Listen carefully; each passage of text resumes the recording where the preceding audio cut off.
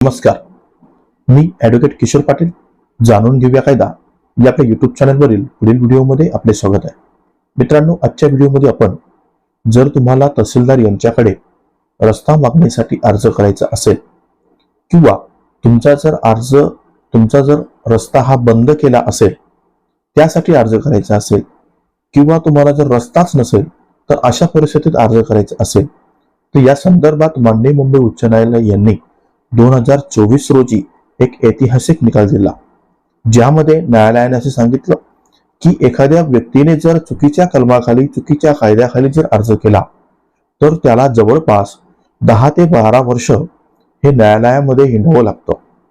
आणि जर चुकीच्या पद्धतीने अर्ज केला असेल तर अशा परिस्थितीत ते 10 वर्ष किंवा 12 वर्ष किंवा जो काही कालावधी तुम्ही न्यायालयामध्ये खर्ची केला तो पूर्णपणे व्यर्थ होऊ शकतो. तुम्ही खर्ची केलेला वेळ आणि पैसा हा देखील परिणाम शून्य होऊ शकतो. या संदर्भात मुंबई उच्च न्यायालय यांनी जो काही ऐतिहासिक निर्णय दिला आहे त्याबाबतची माहिती आजच्या व्हिडिओतून घेणार आहोत. महत्वाची गोष्ट म्हणजे अशी, आपल्या युट्यूब चॅनलवर एका सबस्क्रायबर मित्रांनी या स्वरूपाची कमेंट्स केली होती. त्यांनी अशी विनंती केली होती की साहेब, या निकालामध्ये जे काही महत्वाचे मुद्दे असतील ते आम्हाला समजून सांगा. तो उद्देश डोळ्यासमोर ठेवून आजचा व्हिडिओ आपण युट्यूबवर घेत आहोत.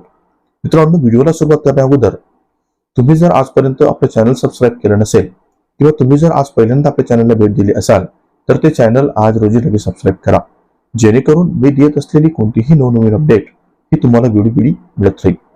मित्रांनो, ज्यावेळेस एखाद्या शेतकऱ्याच्या शेतामध्ये जाण्यासाठी रस्त्याची गरज भासते त्यावेळेस त्या शेतकऱ्याकडे 2 महत्वाचे कायदे डोळ्यासमोर येतात.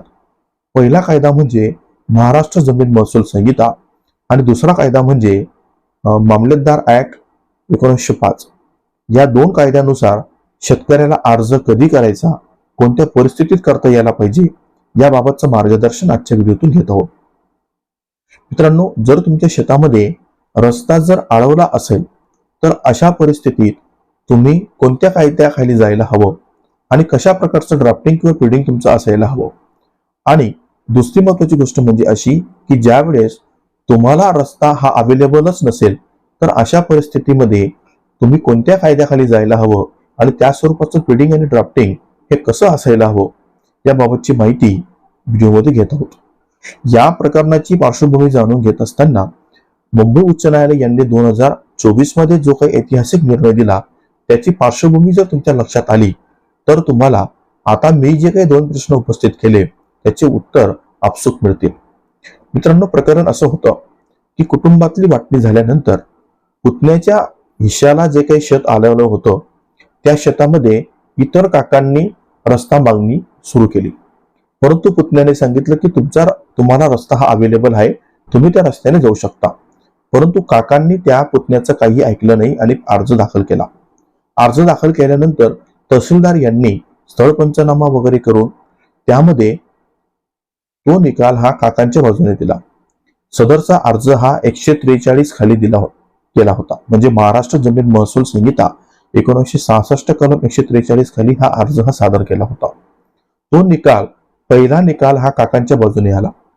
त्यानंतर पुतण्याने प्रांतांकडे अपील केलं.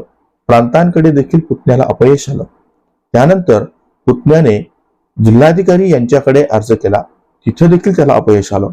आयुक्तांकडे अर्ज केला, त्या ठिकाणी देखील त्याला अपयश आलं. मंत्रालयात देखील त्याने अर्ज केला, अपील केलं, त्या ठिकाणी देखील त्याला अपयश आलं. परंतु तो थांबला नाही. त्याने माननीय मुंबई उच्च न्यायालयाचे खंडपीठ मुंबई येथे याचिका दाखल केली. त्या याचिकेमध्ये न्यायालयासमोर महत्वाचे 2 प्रश्न होते की अर्जदाराचं फीडिंग आणि अर्जदाराने कोणत्या कायद्याखाली अर्ज केला आहे या स्वरूपाचं कथन जर त्या अर्जामध्ये असेल तरच तो अर्ज हा टेनेबल होईल.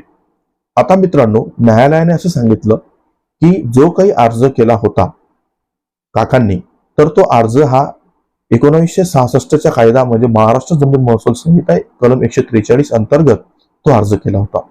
आता महत्वाची गोष्ट अशी, 143 काय म्हणतं, 143 असं म्हणतं की ज्यावेळेस एखाद्या शेतकऱ्याला, म्हणजे मी कायद्याच्या भाषेत न सांगता तुम्हाला समजेल अशा भाषामध्ये सांगण्याचा प्रयत्न करतो, ज्या शेतकऱ्याच्या शेतामध्ये जाण्यासाठी रस्ता नसेल तर अशा परिस्थितीत तहसीलदाराला त्या शेतकऱ्याच्या शेतामध्ये जाण्यासाठी दोन्ही शेतकऱ्यांच्या सरबांधावरून रस्ता देण्याची तरतूद ही 143 मध्ये करण्यात आली.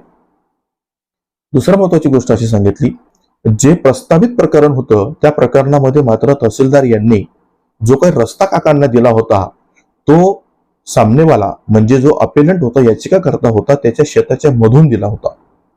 आणि महत्वाची गोष्ट अशी सांगितली की कलम 5 खाली जेव्हा अर्ज करायचा असेल त्यांचं प्रिडिंग असं होतं की आमचा रस्ता हा उपलब्ध होता आणि तो अडवण्यात आला. त्यांचं प्रिडिंग काय होतं की आमचा रस्ता उपलब्ध होता आणि तो यांच्याकडनं अडवण्यात आला, या मार्गामध्ये हरकत आणि अडथळे निर्माण केले गेले, असं त्यांचं प्रिडिंग. परंतु टायटल जर बघितलं तर 1966 कलम 143 खाली अर्ज होता असं त्याचं टायटल होतं. मग अशा परिस्थितीमध्ये तहसीलदार यांनी जो निकाल दिला तो 143 खाली दिला. आता 143 खाली निकाल देत असताना तहसीलदारांनी काय बघायला पाहिजे की तहसीलदाराला रस्ता देताना सरबांधावरून रस्ता देण्याचा अधिकार आहे, परंतु या प्रकरणामध्ये याचिकाकर्त्याच्या गट नंबरच्या मधून रस्ता दिला होता, ते मुळात चुकीचं आणि बेकायदेशीर होतं. त्यामुळे न्यायालयाने असं म्हटलं की सगळ्या गोष्टींचा जर आपण विचार केला, एक तर यांचं प्रिडिंग आणि या कायद्याखाली यांनी अर्ज दाखल केला तर त्याचा कुठेही ताळमेळ बसत नाहीये आणि या प्रकारे कायद्याच्या तरतुदींचं उल्लंघन होत आहे असं न्यायालयाने सांगितलं. आता एक संधी त्या जे काही रिस्पॉन्डंट होते याचिकाकर्त्या म्हणजे जी याचिका दाखल केली त्यामध्ये त्यांना देखील दिली आणि त्यांना सांगितलं की तुमच्याकडे रस्ता होता हे दाखवणारा काही पुरावा आहे का. तर त्यांनी असं सांगितलं की त्यांनी त्या ठिकाणी मुदत मागून घेतली परंतु वेळेवर त्यांनी ते पुरावे दाखल केले नाही. म्हणून न्यायालय कन्क्लुजनला आलं आणि न्यायालयाने सांगितलं की तुम्ही मुळात जो अर्ज दाखल केला तो चुकीच्या कायद्याखाली दाखल केला आणि चुकीच्या कायद्याखाली दाखल केला असल्यामुळे तहसीलदार यांनी जो निकाल दिला किंवा जो रस्ता दिला तो देखील बेकायदेशीररित्या दिला.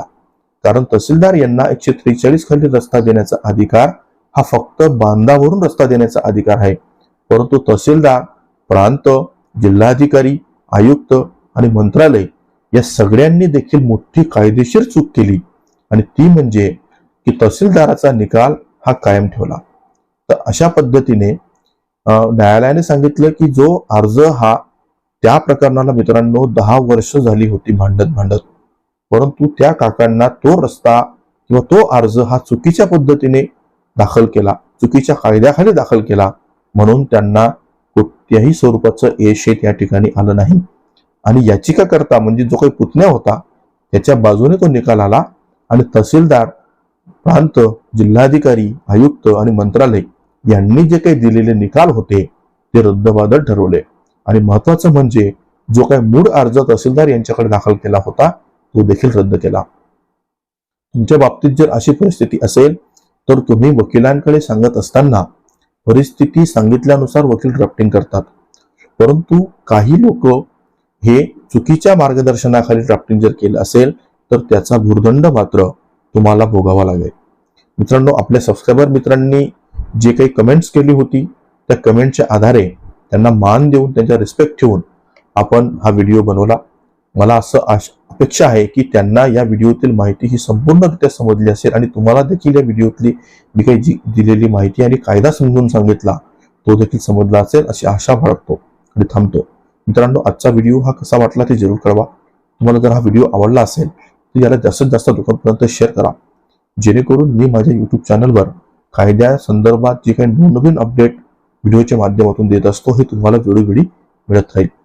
मित्रांनो, तुमचे जर काही वैयक्तिक कायदेशीर प्रश्न असतील तर ते देखील तुम्ही मला आपल्या डिस्क्रिप्शन बॉक्समध्ये दिलेल्या संपर्क नंबरवर संपर्क करून सशुल्क सल्ला देखील देऊ शकतात. धन्यवाद.